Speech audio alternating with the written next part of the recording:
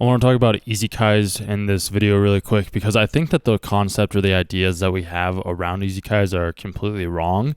So in most isekais that we see, like we can look at Rudeus from Mishushi Tenzin, I think is how it's pronounced.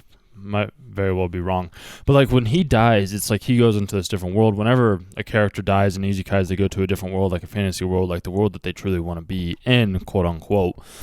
What if instead that's not what it is? What if they're actually just replaying this scenario within their brain as soon as they die, and this is the world that they live in, and since it feels like it's an eternity, it looks like it's a lot longer than it is?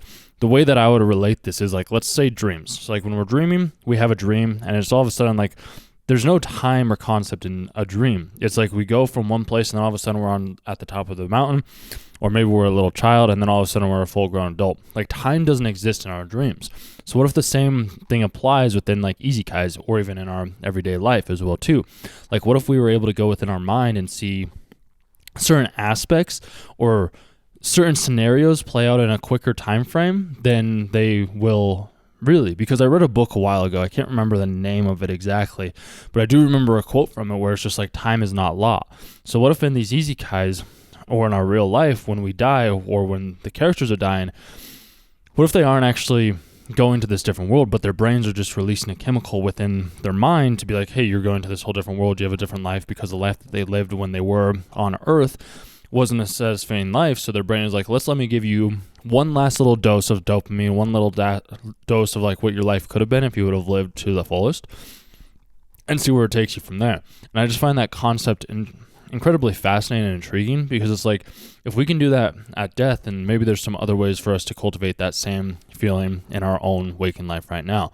That's where I think like psychedelics can come into play, and or like marijuana possibly as well too. It depends on like your dose and like if you do things like that, which I don't necessarily recommend it 100%, at least not in the early ages. I'd say wait until later 20s or something like that.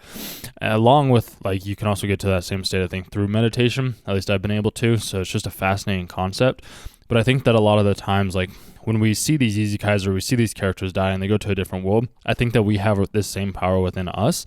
It's just a matter of finding that power or finding that way to express that into the real world by going into our imagination and imagining the things that we want to have happen, and then just watching them happen on the external world.